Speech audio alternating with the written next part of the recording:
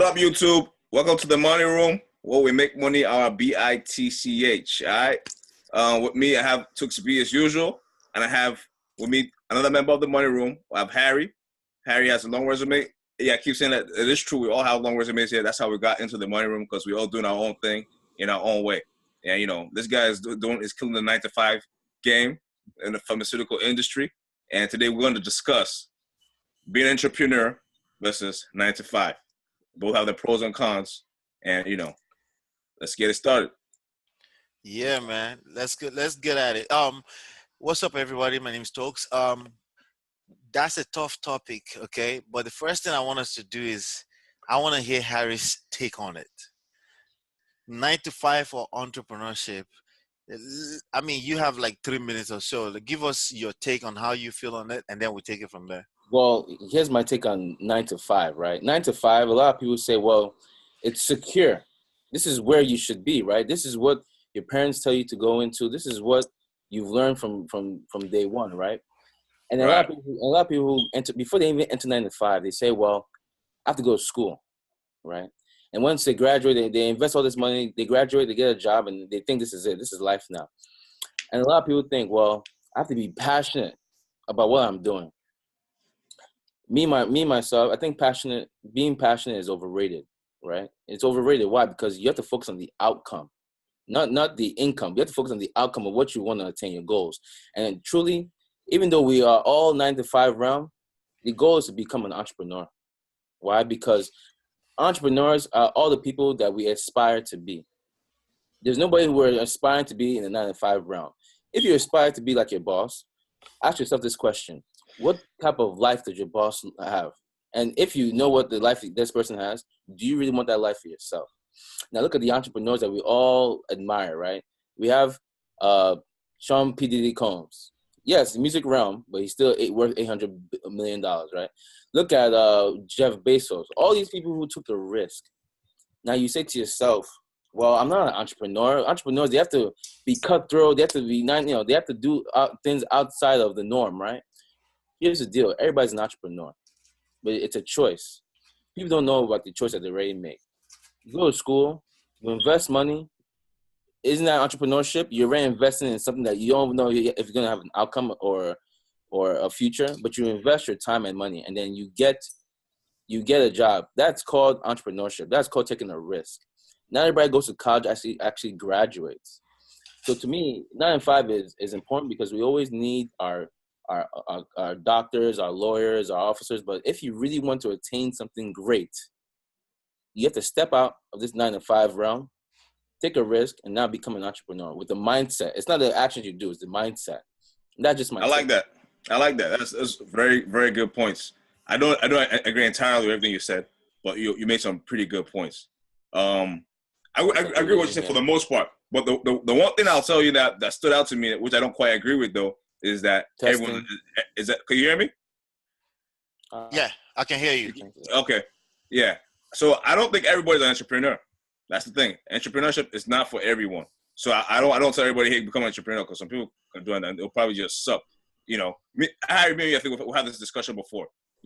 Some people in our circle, not everyone is cut out for that kind of life. If you're not about that life, you get your ass handed to you. So it's not for everybody. But if you are, I advise anybody who has that entrepreneurial spirit in them to tap into it and and let them take them away to the next level. But it's not for everybody. That's just Testing. true. Yeah, it looks like you're freezing a little bit. Ari, can you hear me now? I hear you guys. I'm freezing? Okay, No, yeah. you're good. You're good. You're back now. Okay, cool. Here's what I like what you said about passion, Harry, and it's so true that passion is overrated.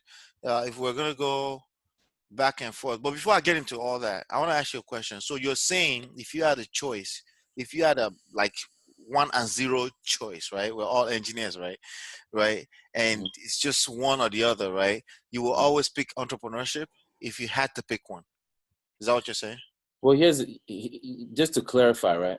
I believe we're all entrepreneurs, even though Namdi disagrees. But there's different levels to being an entrepreneur.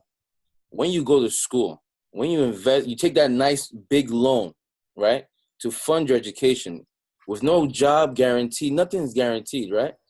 You're taking that big loan and you're hoping you get a job that you think you want, or a professional career you want, right? So I believe everybody's an entrepreneur, but there's levels to it. So yeah, I mean, the mindset is get your basics down, go to school, get education. But the moment you graduate, you better start thinking of ways that, what are your goals, Okay. So All right. You see, passion, right? I want to go back to that passion thing, and I completely agree with you when it comes to passion. Passion is one of those things that, that's, again, it's so easy to say. It's just, I'm just not passionate about it, right? Oh, people say that in relationships too. They say, I just don't feel it, right? Bro, it's a choice. I think it's a mindset thing to say this is a choice, and I'm going to make the choice that works the best for me. You know what I mean? That works in the direction of where I'm trying to get to, wherever that point you're trying to get to. Because sometimes what is required in the beginning does not feel as what your vision of the end is supposed to be like. And you're not going to be, because it doesn't feel like that in the beginning, you're just going to bail out like most people. And you're right. You're right to one thing, Nnamdi, that it's not for everyone, except that I It's disagree not. with you. Except that I disagree with you. Okay. What you got? Here's what I mean by I disagree with you. Again, in terms of will everyone become an entrepreneur, you're absolutely right. Not everyone is going to become an entrepreneur. Does everyone need to be an entrepreneur to build the lifestyle they want, that they truly want? Yes. Are they all going to do it? You're absolutely right. They won't. Why not? I don't know. But I choose personally to resort to, it's a choice that you made. You made the choice that I'm a wussy, I'm going to chicken out, I will not be an entrepreneur. I may be a little tough here, but I'm just I'm trying to put a distance difference there. It takes No, a, go it, ahead. it takes a lot. It really, really takes a lot to be an entrepreneur. It's not for chickens. And you're right. And most people will chicken out. The first obstacle, the first challenge they get, they all go. You were telling me today, Facebook shut you down for how many times again, right? Yeah. Most people will chicken out when they get hit with challenges and obstacles, because it's going to come, and there's more of it that's going to come. That does not mean that I feel like everyone should be an entrepreneur. You see, 5 to 7 years ago, I was high on the entrepreneurship thing, right? And I was probably 3 years in as a full-time. Well, I went full-time 2006, and I was, yeah, so like in 2009 I was there, and everybody must be an entrepreneur. But then I calmed down, right? Because I was starting to be this guy who's just high off of nothing, right? Because an average person, they phase out once you're talking about business. They just sleep off on you, right? So Yeah. because of that, I kind of slowed down. But my idea at the time has come back to be the reality. And you know what they say about reality? If you can avoid reality, but you can't avoid the consequences of avoiding reality. You know what I mean?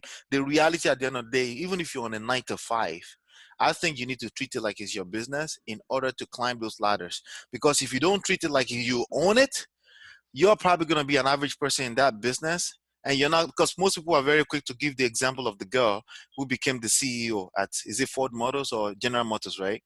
Oh yeah, I could just climb the ladder. Bro, an average person is not going to climb the ladder.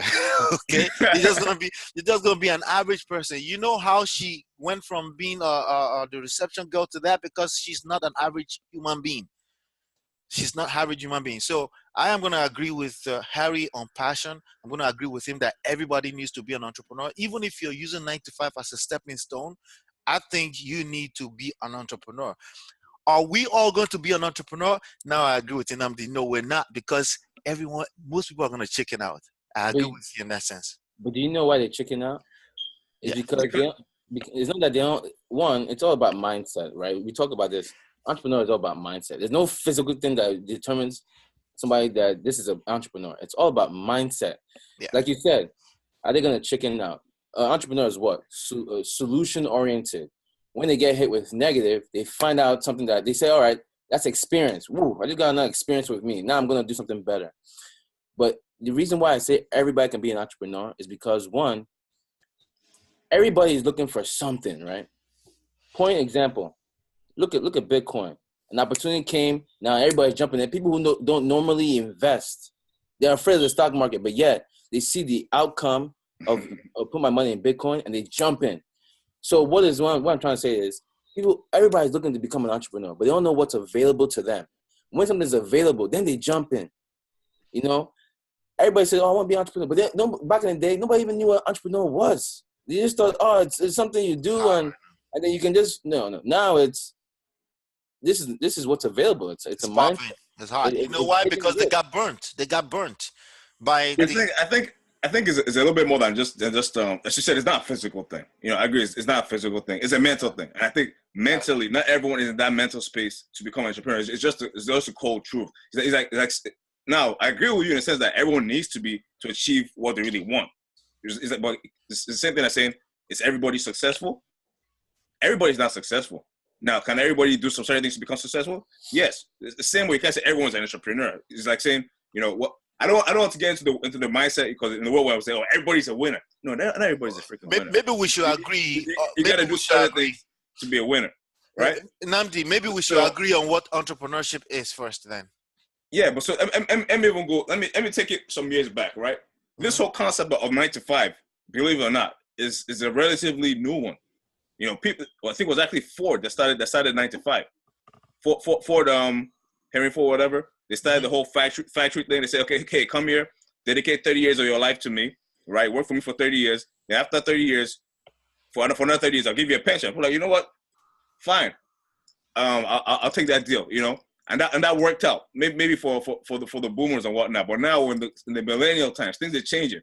Again, so this 9 to 5 concept, we're so used to it because in our lifetime, it's been all we've known. In our parents' lifetime, it's probably all they've known too. But it's only been around for not that long, just under 100 years. So, you know, back to my point here is, you know, this concept that we're also stuck in is not necessarily the only way out, right? But now back to entrepreneurship. Now, in terms of this, everyone has what it takes to be an entrepreneur to an extent, but not everyone is going to tap into that. Not everyone is resilient enough. Like we're talking about Facebook. Most people, they'll get blocked on Facebook once, twice, fuck it, I give up. But to be an entrepreneur, you have to be also stubborn in a way, right? You have to be stubborn in a certain way and not give up. You have to be resilient, like, you know, nah, fuck that. I'm going to find another. I'm going to find another way. I'm going to find another way. Oh, you're going to block me this? No, I'm going to find another way. You're going to keep problem solving, looking for a solution to get there. You know, there's someone who doesn't give up. There are a couple of different things, that go into entrepreneurship. But the average person is like, you know what? Why am I going to do all this stuff when I could just go somewhere, put in some time, and I get my paycheck and I go home? Why am I going to keep dealing with this problem? But the thing is that once you're an entrepreneur and you hit your head on this thing a couple of times and you find a solution, you just found a solution that maybe 100 people who have tried the same thing will have backed out, but you found that solution and you went through. Now imagine the world of opportunity you have at the other side of that door, because 99 other people who could have gone through that door turned away, but you walked into that door. So now other opportunities left to you. And that's why when you're an entrepreneur, there's so much upside compared to when you're not an entrepreneur, because a lot of people just don't have what it takes to keep pushing. So are you saying you will always pick entrepreneurship over 9 to 5 if you had to choose? So now that's a good question. Again, you have to build yourself up to a certain level. I'm not going to say everybody, come on, go become an entrepreneur. You'll fail. You have to also have a certain amount of capital. You have to be at a certain level to make this kind of moves. And depending on what kind of entrepreneurship you're doing. But I feel like even if you have a 9 to 5, you could still be an entrepreneur too. You could still be an entrepreneur too. Absolutely. So it doesn't stop you. But some people will just dedicate their life to that 9 to 5 and do that and nothing else. And that's it. Harry, go for it. It really depends on what your goal is, man. You know what I'm saying? If you say, well, my goal is just to have an average life, then 9 to 5 makes a lot of sense. Okay, wait. Sorry. Does somebody actually wake up and say my goal is to have an average life? Do people even admit to that? I have one person that have ever said that to me ever before. I don't think he remembers ever saying it to me. And I think he said it like probably 15 years ago. And that's Charles. You know Charles, right? Charles, and he said, I just want to sit in front of this TV and just die, and that's it. And then he's an entrepreneur today, owning multiple CKOs, right? CKOs all around the place, yeah. Right. So does somebody actually say, I want an average life? Does say it out of their mouth like that? Some people do. Not directly, but through their actions, they do. Through their actions, okay. They go home, they watch TV, they eat, they pay their bills, and they go home. Sports. They go sleep, and they do the same things over and over. Jesus. You know, That's a good point. And in the United States, you don't see that so often. Like, let's take it to other countries, for example. In the UK, for example, where the economy is structured is a little bit different in terms of taxes and whatnot. You know, you might work in a job. You might be a cashier. Someone else might be working a way better job. But just because of how the taxes are structured, the higher you climb up in terms of income, you're paying so many taxes, it's almost like it's even worth it. So you find even kids there in school say, what do you want to be when you go? I want to be a cashier, because the lifestyle and the support that they get from the government is not that different. The lifestyle they're going to end up living is going to be not that different from someone who's making even 6 figures, because they get so much taxes and they get so many benefits from the government. So it depends on where you are. When in terms of how the United States is structured, for the most part, everyone is trying to get it one way or another, because if they don't, there's only so much that the government is going to look out for you. It just comes down to people who are just not patient, right? When somebody thinks about entrepreneurs, they think it's going to take years and years, and they think to themselves, well, 5 years, man, I don't know if I have 5 years. But here's the funny part. When you went to school, did you get your degree at day one, or did you take 4 years to get your degree? People just don't have that patience anymore. But just to take it a little bit back, right? What is entrepreneurship? What is 9 to 5? 9 to 5 entrepreneurship is a trend, okay? Namdi mentioned Henry Ford days. Well, to take it back a little bit, Henry Ford actually made them work 80 hours a week before he actually said to himself, you know what? I'm going to give it back to my employees. I'm going to cut it down to 40 hours a week. That's why we have 40 hours a week. But before that was the sweatshop days, yeah. Yeah, but they used to work 80 hours a week. But before even that, right? Before that, everybody was an entrepreneur. What do I mean by that? There was butchers. There was the people who make the like people who baked. These are entrepreneurs, right? These are all the people. I agree with that. So then what happened? Wait. So what happened? The industrial age hit. What was the industrial age? The industrial age was going to have one system, American dream, and you just work. You basically work for me, and you're set for life. If you work from this time to this time, you guarantee a paycheck. So that was a trend. You went from ownership to a trend. Everybody said, wait a minute, you make this much money, or you only work 8 hours a day? All right, I want to do that too. And it kept building on. Why? Because it's all government structure, but that's another conversation. But it kept building on. It's good. It's good. You can hit on that in this topic, and that's part of why that's why I brought that up. I kind of drifted off. But yeah, that's part of why I brought that up. So keep going. So then now you have another trend, right? The trend was slowly but surely, this thing, entrepreneurship, kept coming up. It kept coming up. Wow, now there's business owners. What does this person do to become a business owner? Now it's getting more easy. Think about this. Entrepreneurship is just taking your money and putting it into the stock market, right? Because you're taking a risk, and you're having patience for it to grow, and you're investing your time and your money into somebody else to grow, right? So that's another level of entrepreneurship, right? If you guys disagree or not. But it's a trend. Now, like I mentioned with Bitcoin, that's people saying to themselves, I'm going to continue to invest. I'm going to take risk. I'm going to hopefully achieve my goal by being patient, and hopefully this thing takes off. So you have a trend from ownership.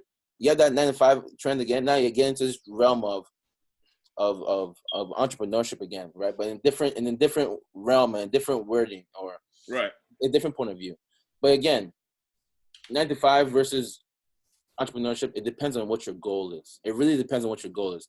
If I say to myself, my goal is to make $10 million by next year, or at least make a residual income of $5 million every year until the day I die.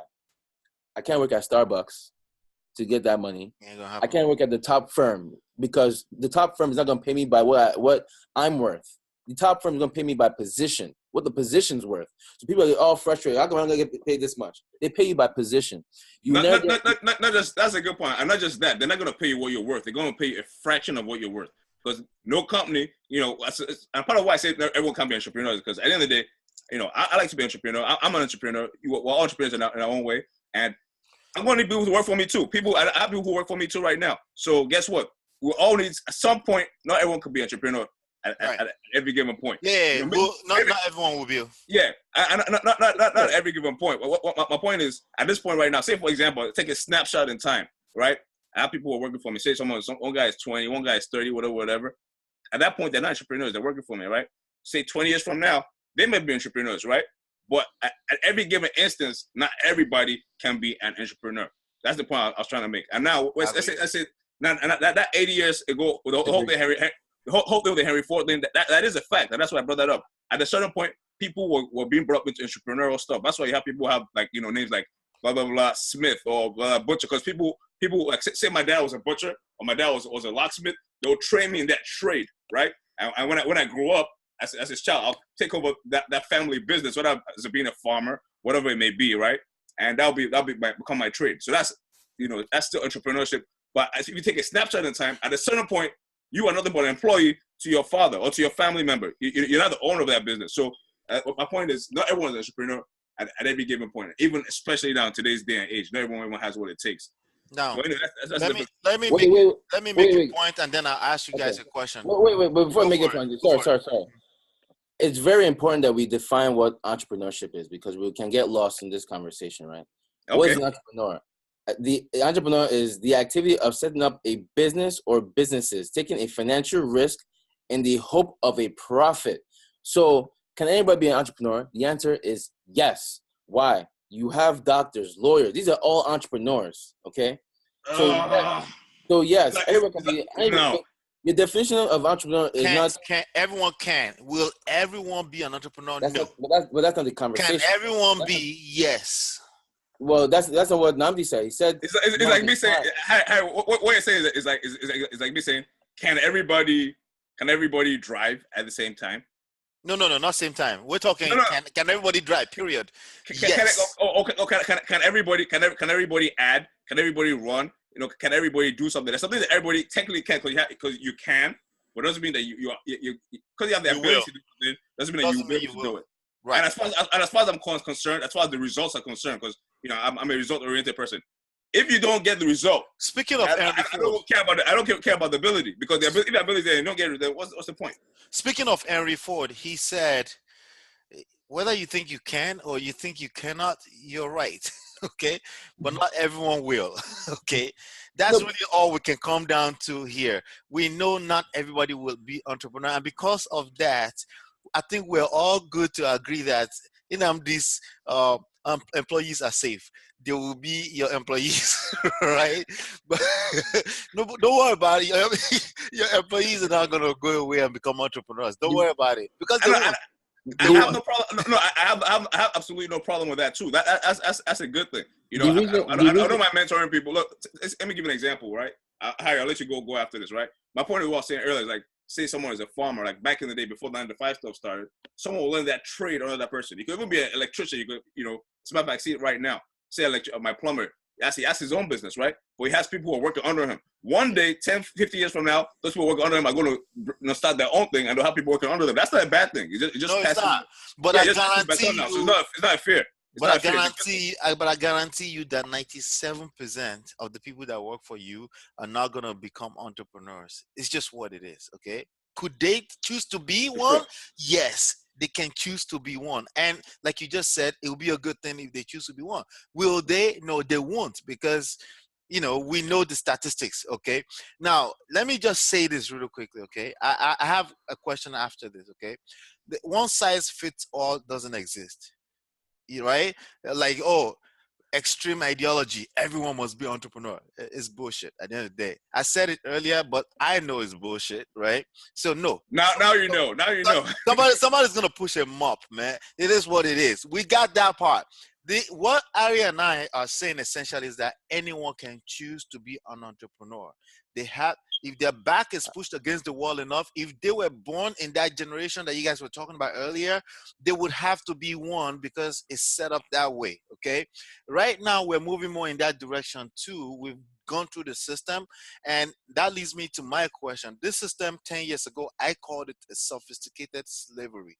That's what I called it. The whole 9-to-5 thing. Do you guys agree? That's my question for you. That is a sophisticated slavery. My father argued with me at the time. Shola argued with me at the time. I was seeing beyond, like, wait, this is just a system set up for us to be slaves for life, because you got to buy these cars, you got to buy these homes, you got to follow through this whole system the way. Do you guys think it's sophisticated slavery? Harry, go for it.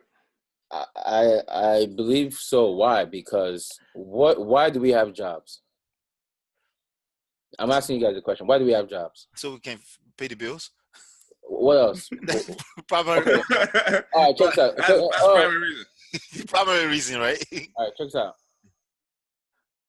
When you get your paycheck, what percentage is taken out, and where does that money go to? What percentage goes back to the cafeteria at the job? right? No. But what I'm saying is, when you get your check, basically 50% goes to the government, right? Yeah, of course, of course. The It goes government, back into the system. so the government is the puppet master. It's sophisticated slavery, right? The The government is the puppet house. master.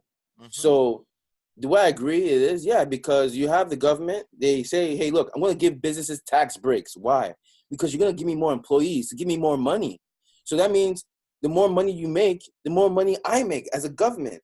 I agree with that. Back in the day in slavery, you had the more slaves you had on the field, the more cotton you're going to get. That means the more money you're going to make. So is it sophisticated slavery? Of course it is. That's just to answer your question, you know? Right. And Harry, to expand on what you said earlier, because you said, oh, they pay you what you're worth. And that is true, but as a matter of fact, and to add that to this whole modern day slavery thing, I don't think they don't pay you what you're worth. They pay you a fraction of what you're worth, because that's how you capture your margin. Say you make $1 million a year for your company, right? The company's not going to pay you $1 million. Say that's what you're worth, because you're bringing them that amount of revenue. That's literally what you're worth. Just like any business, you're gonna let's look at the type of numbers. So Harry's generating $1 million a year from me. For my company, I'm like, oh, this guy's making me $1 million a year. I'm gonna give him 6 figures. I'm gonna pay you $100,000 a year. I'm just keeping it very simple. So I'm keeping that $100,000 in my pocket. I'm paying you $100,000, right? And you're feeling okay, good. You're making 6 figures, blah blah blah. But they're keeping $100,000. So what you're really worth in terms of numbers, because you're probably worth a lot more than that. It's a human being, right? But in terms of numbers, you're getting that $1 million a year, but they only pay you a fraction. And to be exact, they're paying you a tenth of what they're worth. Because that's how businesses work. I have a different. It's capitalism. All right, it's capitalism, right? So, at the end of the day, they're never paying what you're worth. They're paying you a very small fraction of what you're really worth. Well, they pay you what the position is worth. I have a different take on that. What is a fraction of what they tell you the position is worth, Harry? Of what they tell you. It's the same thing. Whatever the position is worth, they'll pay you a fraction of that. But they pay you what the position is worth. What they want to pay you. Yeah. Go ahead. I have a different take on that. Okay. Let's talk about market and worth for a second. Okay. What you're worth is what you're worth. Okay. What you're worth, or in real estate, we say what that house is what the market is willing to pay for it. Right. Never mind what the appraiser appraised it for. They can inflate all those things. Right. When a buyer comes in, right, if you could, whatever the buyer is willing to pay in that moment in time, that's what it's worth. If you put 3 buyers together, whatever they're willing to pay, that's what it's worth.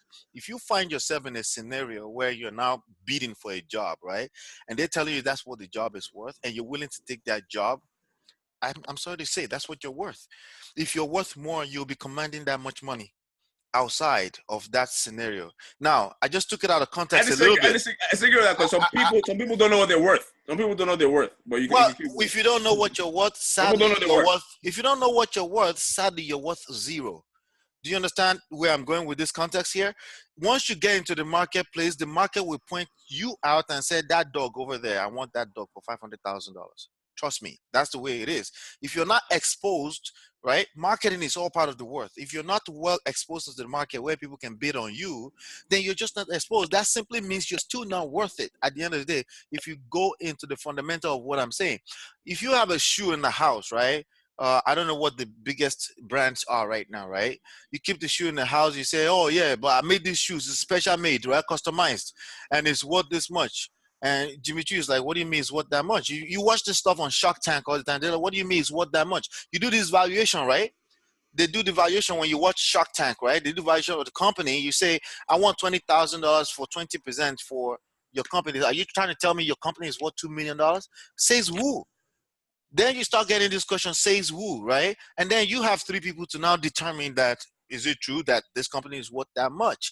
But the market, but then if Mr. Wonderful all of a sudden says, you know what, I'm willing to bid on it, and his bidding is saying the evaluation of the company is $10 million, there's somebody in the market now willing to pay $10 million for that, okay? But if you don't have that scenario, either you as a job, you as an employee, or an entity, or a book, or anything, right? If you don't have that, you can't just randomly say, hey, in my theory, in my head, I'm worth this. It doesn't work that way. The market determines what you're worth. Let me tell you. Let me give you a perfect example of that, right? So you go to Shark Tank, right? First of all, the sharks. Say me, you, and Harry right now were sharks. Somebody comes into us and trying to give us a business. I'm not. It's same thing with real estate.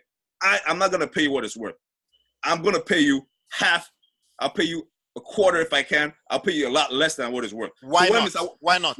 Well, guess what? I'm trying to get my equity in this. So now, let me give you Mr. Wonderful, for example. He comes. I said, watch this. Anytime you watch Shark Tank, watch this. People come into the Shark Tank, and what he does, he sees a business that he likes. When he sees a business that he likes, right?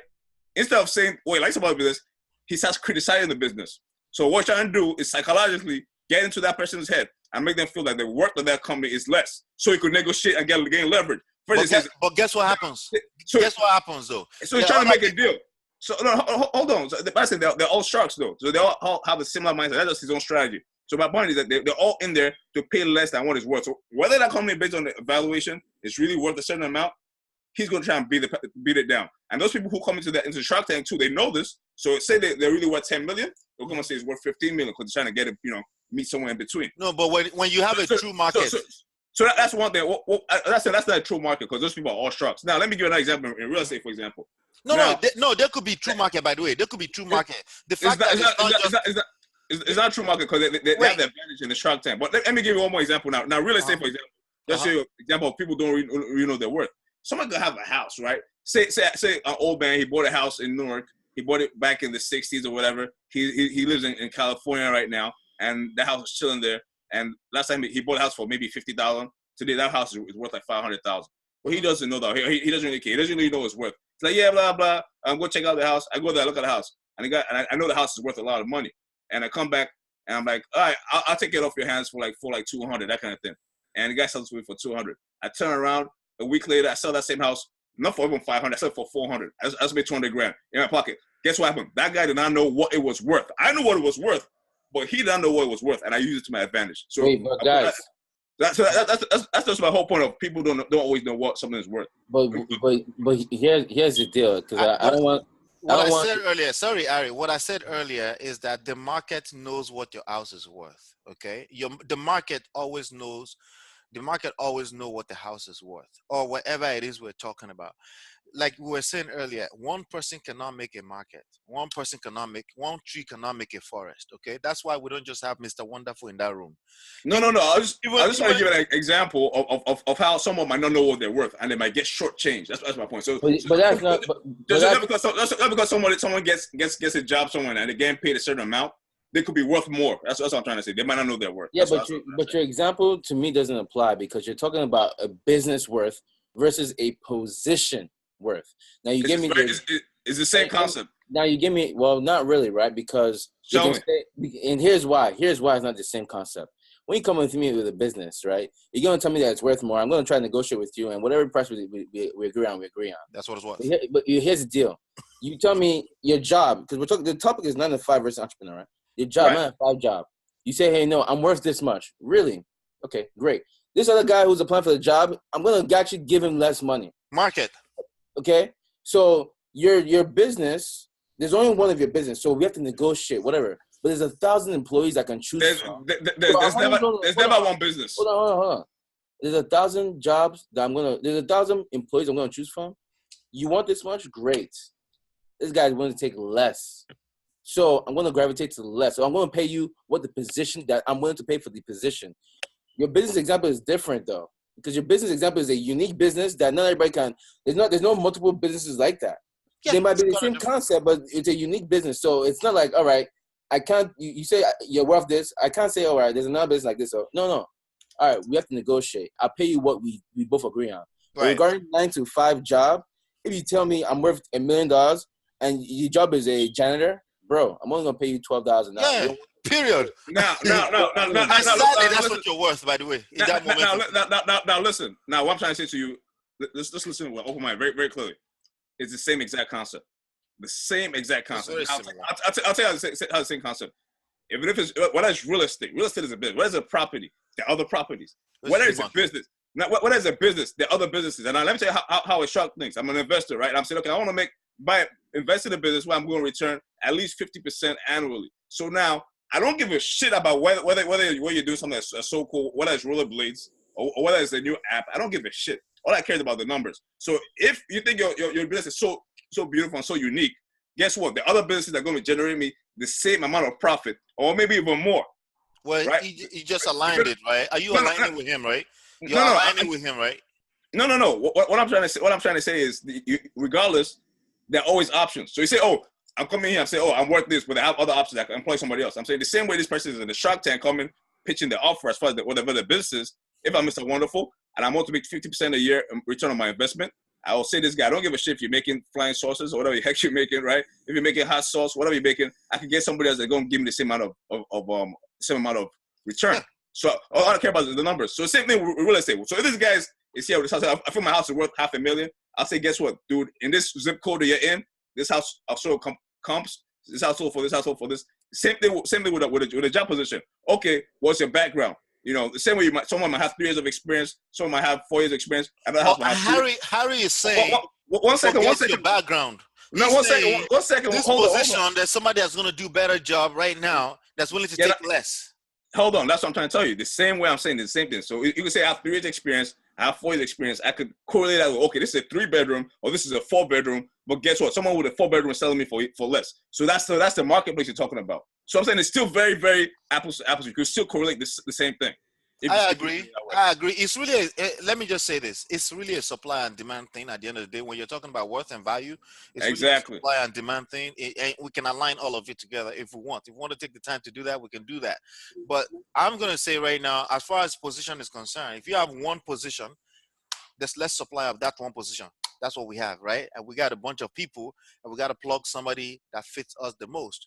You're worth, my argument before we started this was that you're just worth as much as that position in that moment in time. Could you make $1 million somewhere else right now? I guess, but right now on this position right now, you will not be making $1 million. You'll be making $12 an hour. I hear that. I hear that. Okay, for now to align that with the real estate example, if you are in 07107 in Newark, I'm gonna be like, your 2-family, bro, is only $150,000. But if you didn't know, yes, I'll try to get it from you for $60,000. But I know what it's worth, right? Maybe you don't know what it's worth. But guess who always know what it's all worth? The market. The market knows what is worth, even if the transaction in the moment doesn't, it's not consistent with that. But the market knows what that thing is worth.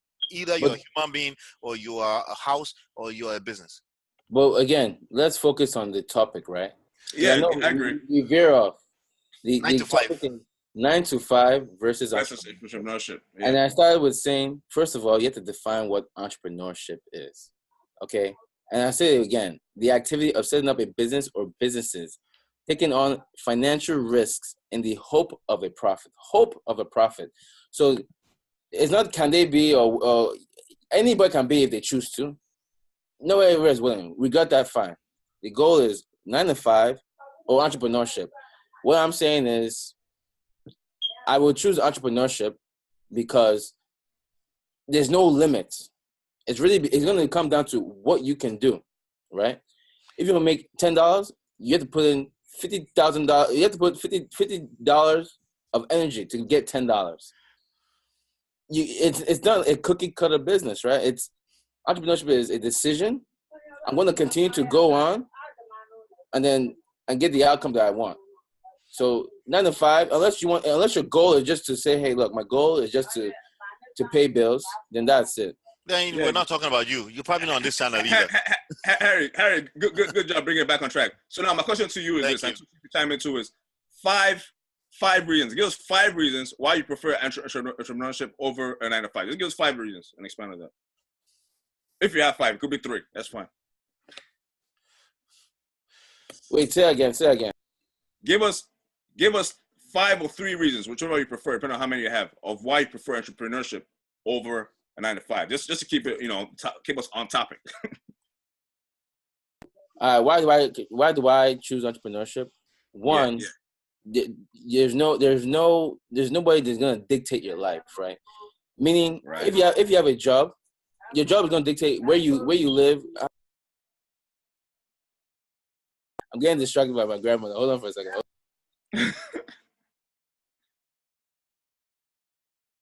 Doesn't get realer than that, right?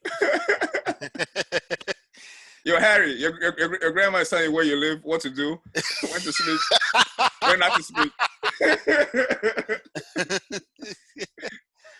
It doesn't get better than that, bro. You back on? You need to unmute yourself. Cool. She has Alzheimer's. That's why. So can I come back real quick? Yeah, go ahead. Go for it. Yeah. All right. So here, he's about to go into the five reasons, right? 5 different reasons. I'm gonna wait for him to do that. But I wanted to go back to the worth. Let me ask you this question, right?